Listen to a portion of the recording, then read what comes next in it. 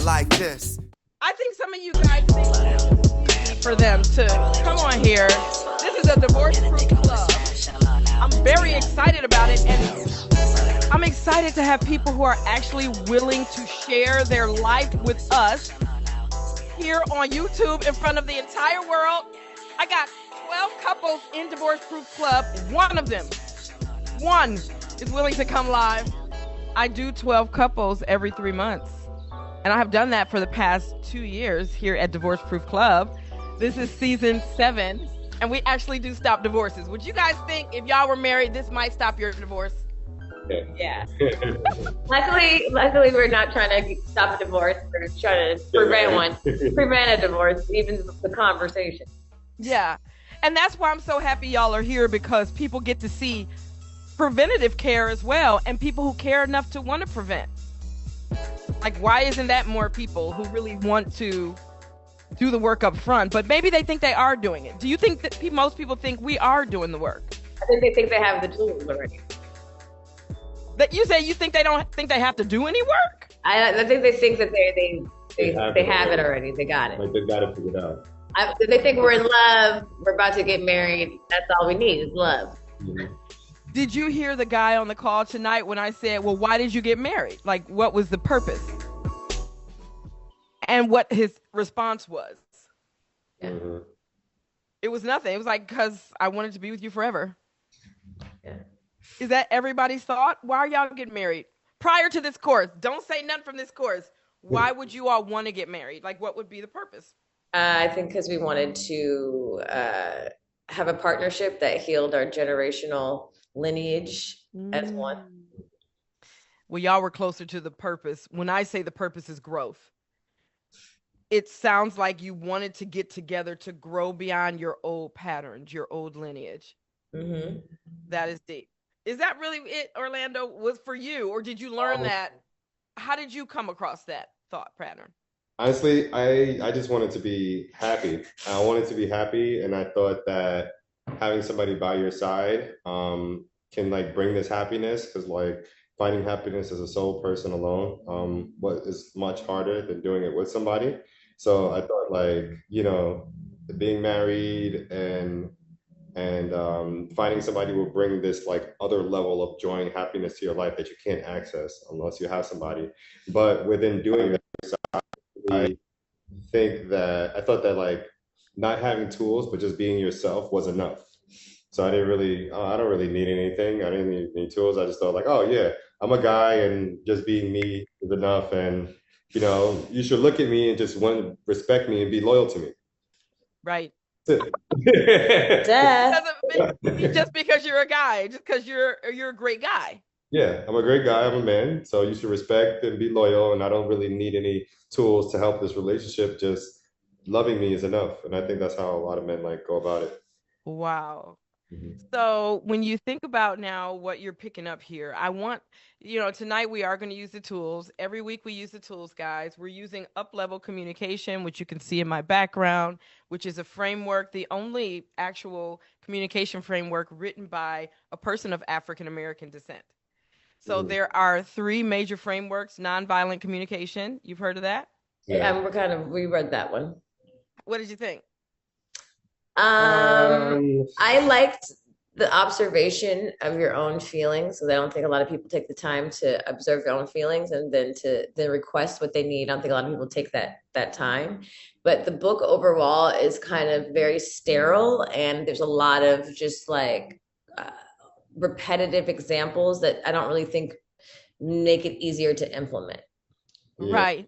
Yeah. What did you think? Mm-hmm. For me, it was, I don't think it really gave you the range and option to touch on all your emotions. I feel like it was a lot of suppression on what we would call like the animal and your anger emotion. And I think that all your emotions like were important. So it didn't really give me a space to like touch in on all my emotions and how to communicate all my emotions nonviolently. It was more about, it kind of felt like, hey, in a perfect world, put yourself in a perfect space and then express yourself. It's like, I won't always be in a perfect space, in a perfect environment all the time. Right. So there's nonviolent communication on the far left spectrum. Then there's radical honesty. Have you heard of that one? Yes. I didn't realize it was like a formal like communication system, like nonviolent communication. I thought it was just be honest. Yeah. Yeah, it's actual formal mode of communication that says I will say whatever the fuck I want.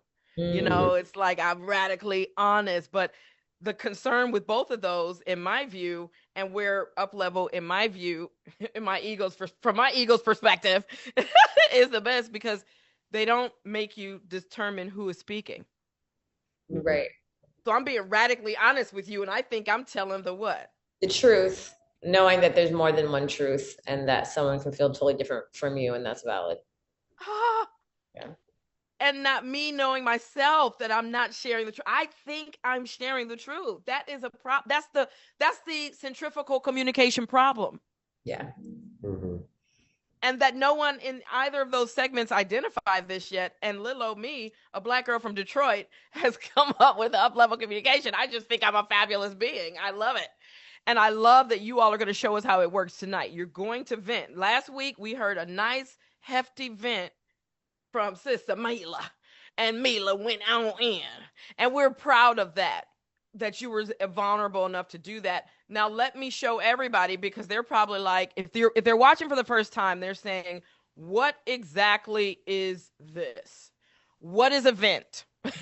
And we have a very specific way. You're looking at the folder right now that I use for my class. Got that Virgo rising. Everything is neat in here. And everything is tailored and measured. So when we talk about an up-level vent, we're talking about a venting person and a witness. Who is going to be the venting person tonight? And who is going to be the witness? Yes. So they know their role in the conversation. That's first. Next, he's going to set up a container. So let's hear you do all steps of the up-level container and set up your container. Oh, Milah, I meant to tell you that last week.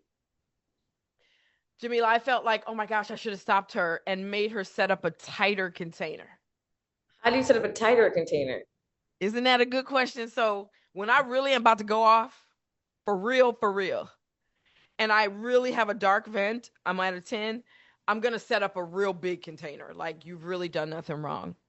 I know that I'm crazy right now. Like, I feel like I could just explode. Like, I really want to hit you, but I know that that's wrong. And I know that this is going to be a big vent. You have done nothing wrong. I know that this is just my ego lying. Okay. Are you okay with this? Do you have space for it? It's bigger. You see what I'm saying? You give more emphasis on the fact that you know it's nobody's fault. You know that I'm here and this is not your responsibility. Yes. Not just going through it real fast. Like, nobody's doing anything wrong. This is just my ego speaking. I'm at level 10. Are you ready? Well, I really make a bigger container if the vent is bigger. Does that make sense? Yeah. Is that y'all daughter that y'all looking at? No, child, he got the game on. Oh, I was like, what's going on? Because I was thinking, if that's your daughter, are you teaching her yet? Okay. So no, I want to know. But we are. I feel like this is the part that I'm in right now. I mean, wait, about like learning this program is that I'm seeing it come at, like I'm seeing where it would be useful in like my relationships, like my business partner, like my kid, and now I'm like, okay, well, how do I enforce this in a container with someone who doesn't know it yet? And then and I think that's sometimes the hardest thing, learning something new and then being strong enough to implement it into new relationships and new areas of your life, and like avoid going back into like old patterns and saying, listen, I know we have a lot to get through right now, but this is what I learned and I think this would be beneficial, and like bringing these types of conversations to new spaces, because I love it and I think it's important, but I think sometimes when feelings are super heightened, it's harder to have the wherewithal to be like, okay, we're going to do this new form of communication. Yeah. My new teacher, Kenya, taught me something new. Listen to me. Listen up, guys. No, it's so hard to implement it with people who haven't known it yet in the moment. It would have to be like, these are the ways. I have this as my onboarding for my company. Like, all of my coders in Nairobi, they vent. Because from the beginning of our relationship, this was in their employee handbook. So I understand what you're saying, but yes. The employee handbook of my friends and family. Yes. I taught my family. I use Thanksgivings to do it. Mm. Christmas is to do it when nobody's arguing. Hey, we're going to play this game. And that's how we do it. No. I need to make cards, don't I? Yeah, Oh, that would be a good one. And, Ah. and you know, China, you can make cards 1,000 decks for the low. I'm gonna do that, and then you put out one when it's time. This is the next. Which one do you want? Oh, I'm gonna do it. Okay. All right. So let's hear your setup. You're gonna set up your up level container. Let's see how it's done, babe. Can I vent to you right now? Sure. Yes, this is my. Can you hold space for my vent? Can I hold space? Can you hold space for my vent right now? Yes. Okay. This is my ego speaking. I'm at about a level 4. Nobody's done anything wrong. And I just want to let you know that it's really annoying and Oh, has wait a minute. Hold on just a second. She's gonna get prepared by getting a piece of paper and a pen. She's gonna take notes. You didn't also say who's speaking and what level you're at. You I said said ego in a 4. Oh, okay. Okay, so your ego is speaking. You're at a level 4. She's ready to hold space. Yes. All right, go ahead. It's been really annoying and an adjustment of just how fucking friendly you are. You don't have to be all up in everybody's face, make a friend everywhere. And it's been challenging to watch you and feel like you don't have good discernment in choosing who your friends are. Like everybody just has access to you. I think that's been one of my least attractive traits when it comes to you. Just feeling like everybody has access to you and everybody can kind of like come in and just infiltrate. And because of that access to you, it kind of makes it feel like they had access to me. And I just don't think that, I don't necessarily like feeling like anybody can just be able to come in and touch us and touch our energy. And I feel like you let people in that don't need to be there. Yeah, that is my bet. Thank you for venting. How can I soothe you? Um, can you ask me an open-ended question? Um, do you mentioned that my friendliness is the least attractive thing about me? Did you always, was that something you always felt, or is this a feeling that developed recently? Yes, no question. Okay, well, How has this feelings? How have this feelings that you're feeling it? We can't hear you, baby. you know I'm not good at the fucking open-ended questions.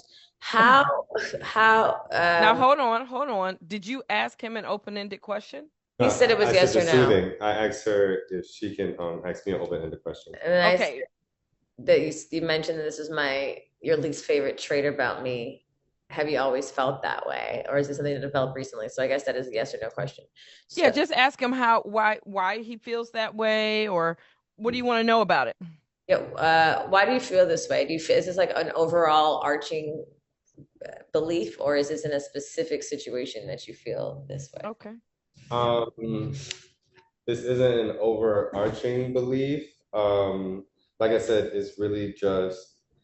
uh, um, it's really just a protection thing where I don't want to see you feel hurt or feel like somebody got to you that wasn't even that important. You can be sensitive, empathetic, and have a lot of feelings towards people, especially how they treat and act towards you.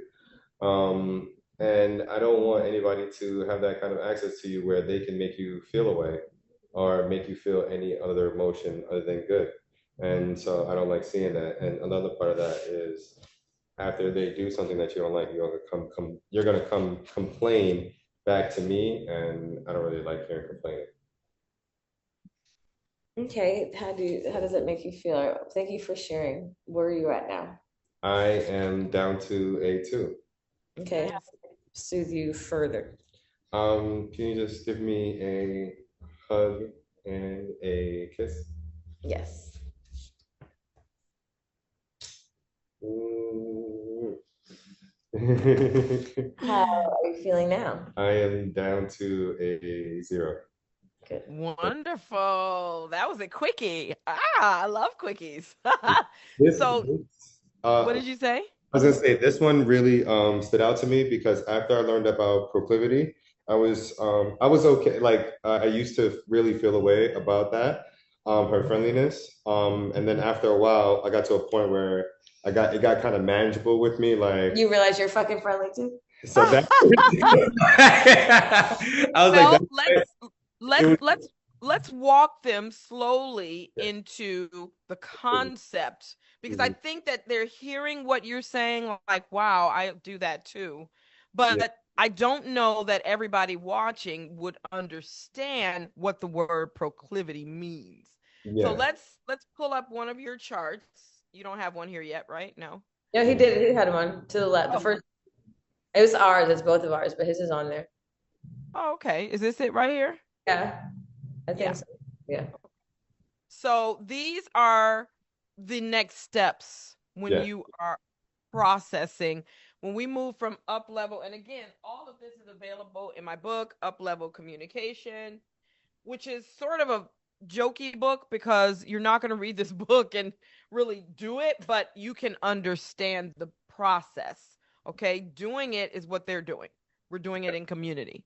So, Orlando, is this on your list already? This is a list of Orlando's triggers from our club. Is this on your list already? no, not yet. We could put it on though. All right. So, tell me the trigger again. Friendliness. Me specifically being too friendly, Yep. which is honestly triggering for me. Oh, good. Then you'll countervent in a bit.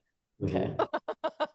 All right, I'm gonna put this one up higher so that we can actually we'll leave it down here. So these are patterns, proclivities, or potentials. These are three types of reflections that we use here with our tool, the three-way mirror. So in this second slot, you're gonna tell us that you think this is a proclivity. Yeah. So can you explain to anybody who might not understand what is a proclivity? Proclivity is when you feel away or you're angry about somebody else doing something that you yourself also portray and do. Yes, most psychologists call this projection, right? Mhm. Yeah. So my proclivity, well, in this is that I am also friendly as hell.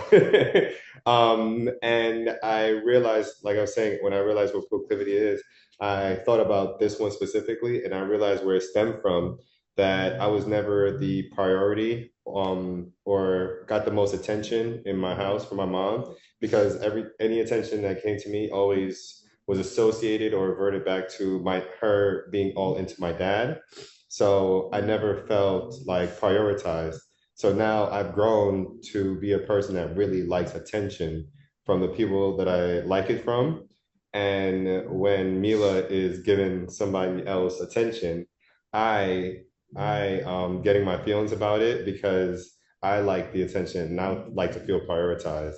So it's not necessarily her friendliness that bothers me, is that I'm not getting the attention that I want at the moment that I want it.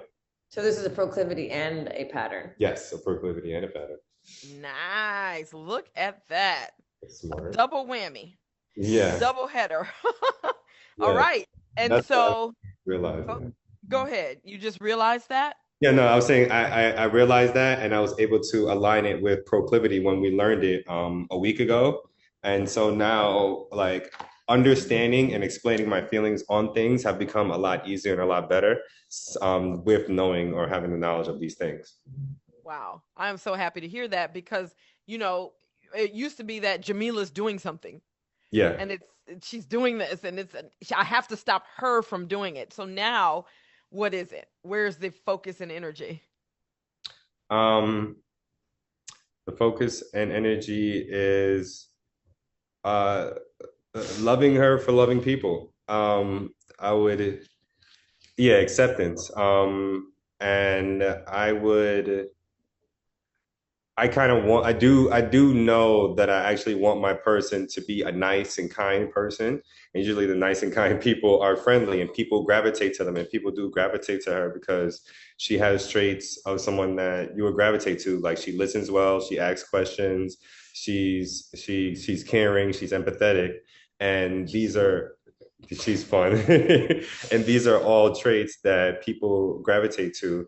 So it's not that I'm even mad at her for having these traits because these are traits that I love about her and that made me fall in love with her. And it's more so about what happened to me as a child where I wasn't prioritized. And realizing that she can do both, that she can be friendly, she can give somebody else her attention and time, and still also be prioritizing me at the moment. And doing one doesn't mean that the other is being taken away from me. Ooh, wee, how does that make you feel, Jamila, to know that this is the route he's going to take with this instead of projecting? It makes me feel grateful because he has the ability to examine the entire So scope of the initial statement. Yes, love that. Oh my God, what if all men did this and all women, all women? yeah, I thought about that too. Like, wow, if I have, we all had this, we could escape so many things. it's Because true. one of the things that puts pressure on my mind, since we got engaged, was thinking, oh, is it gonna be like this forever? Am I gonna be uncomfortable forever? Am I gonna be upset forever? Before we got engaged, I was just like, okay, that's annoying, but it's not that big of a deal. And it really wasn't.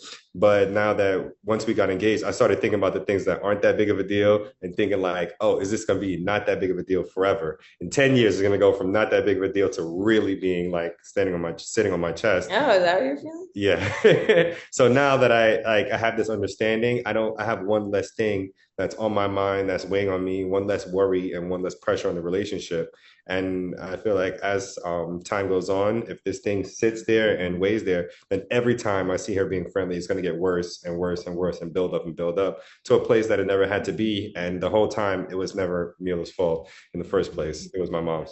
So deep. That is so deep. And then it's not even really your mom's fault per se. It's Yeah. the experience you had Yeah. conditioned you. Yeah. Yeah. Ooh. Ooh. Now, ooh. So that gives you hope to actually get married because Yeah. that's what everybody thing is now. I don't need a relationship. Why get married? I'm not dealing with no, Hmm. because they're like, I don't want to be uncomfortable like this. Like she's triggering me and she won't stop. Yeah. It's like, okay. Welcome to So life. good. Hmm. Hmm? Welcome to life. Yes, but life without the tool, it is almost impossible to deal with being triggered like that every day. And I think that we're taught that they really should change if they love you. They will stop doing that, Yeah. right? A lot of men, and help me with this, Jamila, because you talk to a lot of people with your podcast. And tell them about your podcast. We always got to talk about y'all podcast on here. I have a podcast called Good Moms Bad Choices, and I also have a podcast with my love here called A Love Like This. And we're doing a lot of talking about a lot of shit, mom shit, women shit, growth, evolution, and Orlando and I are talking about just the discovery of healthy ways to have a healthy relationship. Wonderful. Love it. So when you think about what's happening online and people feel this gender war, I just don't think it's a gender war. I think it's a pulling away from systems that don't work so that we can find systems that do. Mhm. Because I'm not in a gender war. I just haven't been for 20 years. I'm like, what is everybody fighting about? I'm looking at myself in my partner. Yeah. I like What's men. Yeah. like I like myself, so I like everybody around me because Right. they're my reflection, right? Mhm. Uh-oh. Was that too far?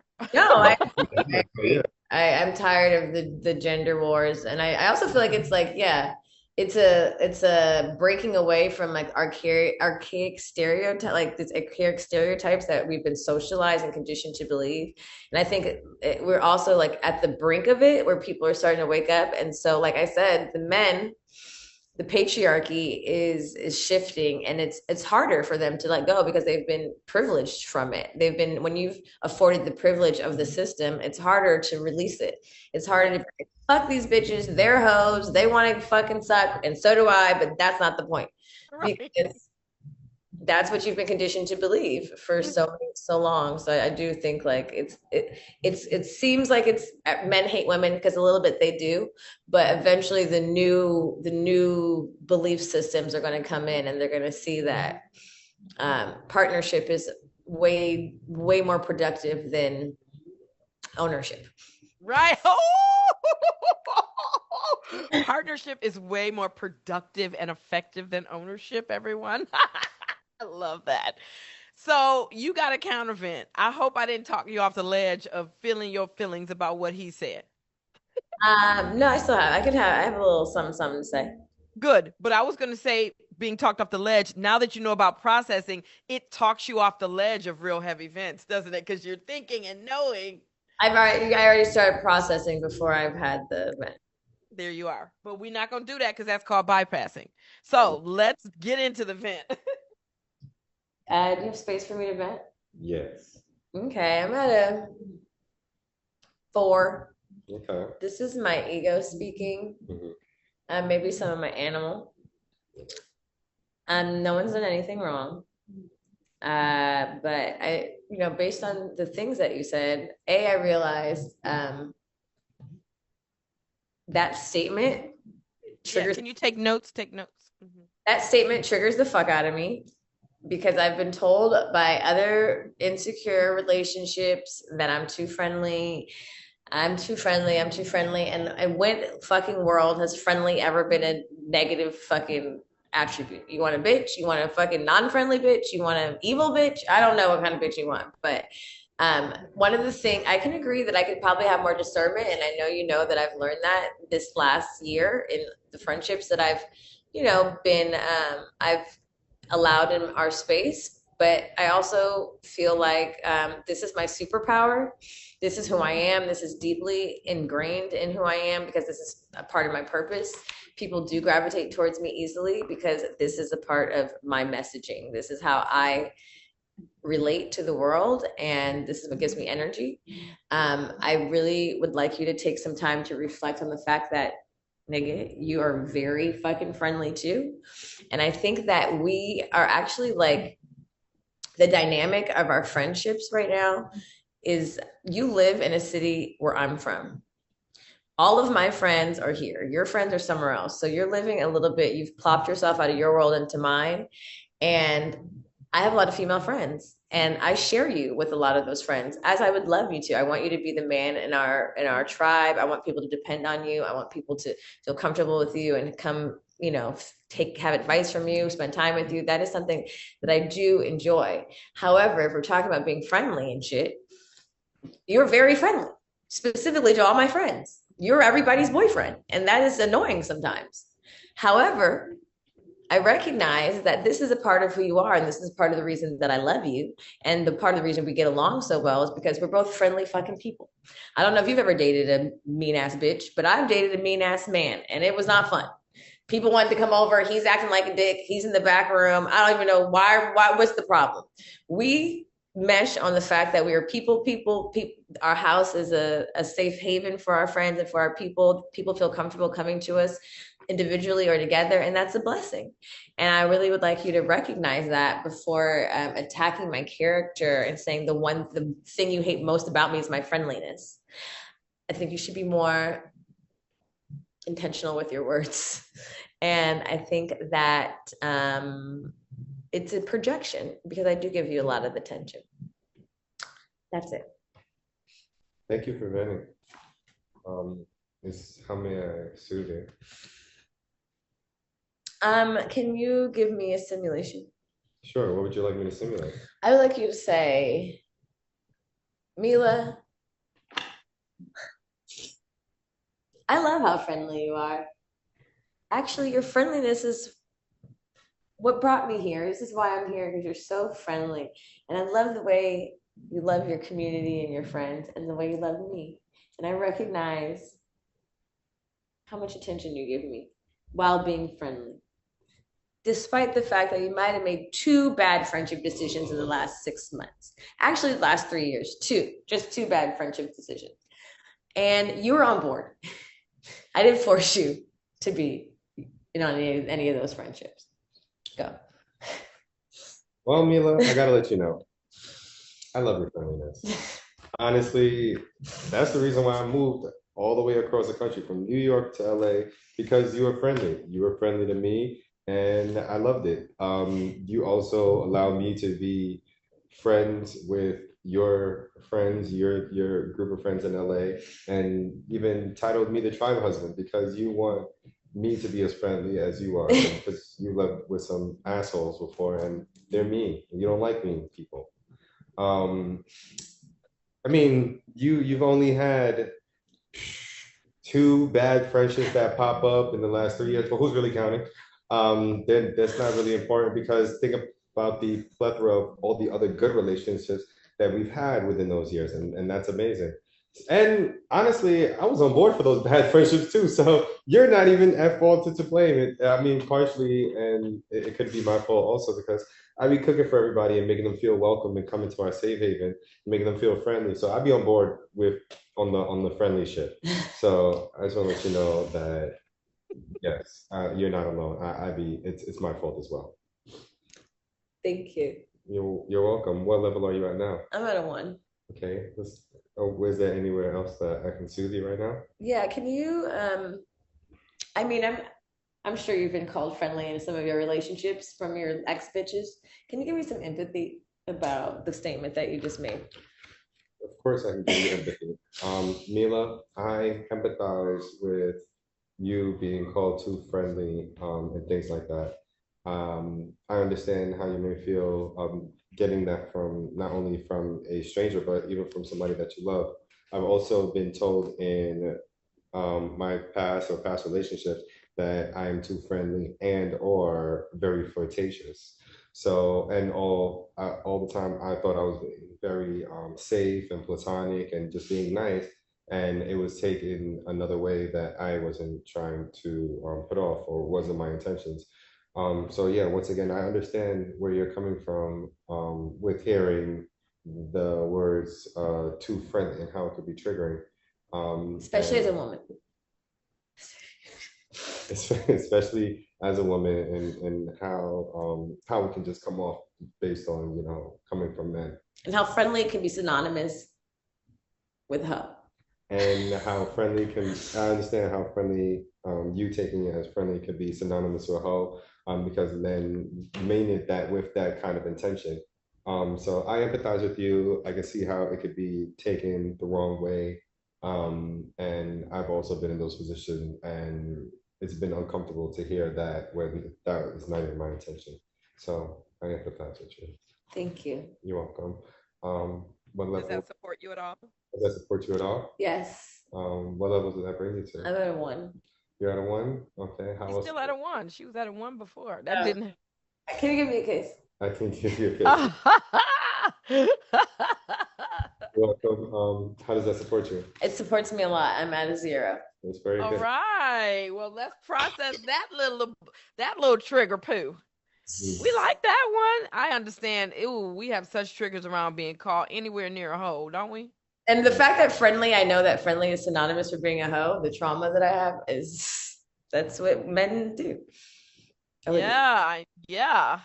So y'all were sharing a sheet here? Yeah, I'll make my own though. Okay. So let's have your trigger. Wait, go back up. What did I write there? I have it here, Jameson. You already have it? I have J, leaving without announcing, unfairness, taking with okay, I like imbalance, unfairness. I don't like that. I don't like for someone to ask something of me that they don't expect of themselves. Okay, but let's specifically do a different trigger here. The trigger is I don't like, let's do the hoe. I don't like being called anything that might even insinuate. Yeah. Mm-hmm. Yeah. Especially when it's behaviors that I see that you possess. Oh, I was talking about the whole thing. Yeah. I That's get triggered. We're okay. gonna go into it. Okay, that's my trigger. You're right. Yeah. And I want to dig into a hard one. I'm doing this on purpose because I know you can do that. All right. So let's find out, is that a pattern, a proclivity, or a potential? Be a pattern and a proclivity. Are you calling me a hoe?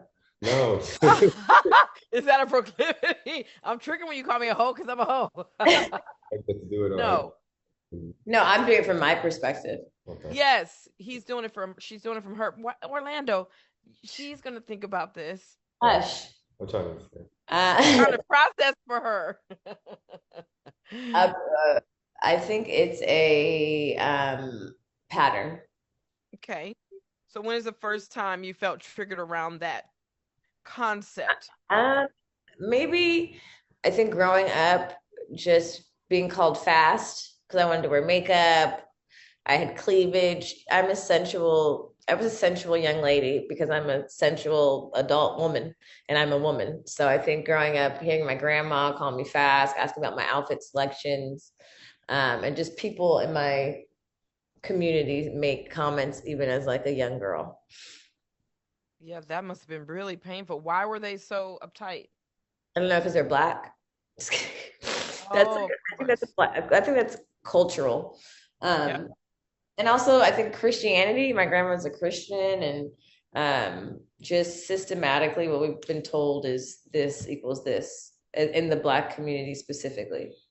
Because my Yeah. white parents were outside wearing glitter and makeup and their parents weren't calling them hoes. Yeah, that's so true. And it wasn't fair because we would be going looking all homely and they would be, oh, it's 13, we're 15, we can wear this, Yeah. Yeah. I'm wearing fucking stockings. Yes, stockings was a no-no. That was something off. Like you don't need stockings, but you could wear tights. Right. Oh, that was the worst. So this pattern, this is a pain living within you. You realize that. And it's an app running that you're going to always call that to you because you haven't cleared your register. You really believe what your grandma said. If you didn't, it wouldn't bother you, right? Yeah, I guess. I think I'm good at suppressing, so I don't feel like it bothered me. But obviously, if in my 30s or in my 20s, a man is making comments and it triggers me to that extent, yeah. Yeah. You never discredited her and credited yourself. You're Mhm. still in a shame loop with that Mhm. that she started, right? Yeah. So, what are some remedies? Um, I think, oh, like the ones we've gone over, or just the ones. There's millions of remedies. I have two, the EFT and the lacing that we do in the club. Yeah, I think EFT. I think also just empowering my daughter, doing it differently. Yeah. One time Change. my dad was at my house. My daughter was like 6 and he came over and her and her friend were wearing like my shoes. They're in the house, walking around the shoes because they're emulating what they see. And my dad was like, take that off. You look like a little hoochie or a little hood rat. And I was like, why the fuck would you call these 6-year-olds fucking hoochies? And Oh he just my made God. this big deal. And at the time he was like in my house using my key. And I was like, yo, you gotta go. You gotta get out. Yeah. I'm Yeah. like, I like whatever way we went about this when I was 6 is not what's about to happen here. I don't appreciate that. You got to go. And it was painful. And I made him give me my key back to do because I feel like there's also this in debt to your parents to always show up for them because they fed you and you are alive. However, I think that was me shifting the trajectory of how my boundaries and what my daughter's experience was going to be. Yeah. Yeah. I'm going to find another word for boundaries, but I love that you said that. It's just saying, like, that's not where I live. I Yeah. don't live in the dimension you live in. So please don't bring that dimension here. However, at some point, you're going to be like, I don't care what dimension you bring here. Like, I live in the fifth dimension and I can educate you on that. Mm. Like, it doesn't trigger me. So you're like so angry. Yeah.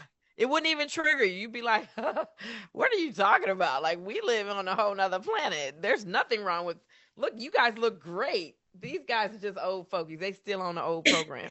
It's like funny. But that's not until you really let that little girl, she's the one inside of you, like, nobody's gonna do that, like, it's just like, And defending myself now that I can, now that I'm an adult, now I can say something, but I'm still probably coming from that space of being 11 or 12 or whatever. 11 or 12, but grown, and now you can, yeah, now you can say it. But it's really actually nothing. Like it was a lie from the first place. Right. Yeah. So, Am I gonna react that strongly to something that I know is a lie? Like, no, I don't right. If I said you got green scales, what would you think? Nothing. Sometimes when I'm a snake, no. Right. So that's where you want to get to. You see that difference? Yeah. All right. Well, you guys, I am so proud. We are at the end of our 45-minute session. For y'all to sit and stay after a 1.5 hour class is beautiful. Everybody watching, this is Divorce Proof Club. I do it every 3 months. We enroll again for August. I'll put the link in the bio. And if you want to do this on YouTube, instead of coming to my club and paying the price to be in my club, you can do it. I Okay. love taking people on YouTube and doing live. Like, I'll coach anybody. You bring the worst case to me, Jamila, for real. Got Okay. you. Got you. For real. I advocate for this, guys. So Yeah. you need to advocate for yourselves too. Mhm. All right. Thank you so much for presenting Divorce Proof Club work here on YouTube. And I will see everybody next week. Good Thank you. night. I never knew there was a La, la, la, la, like this.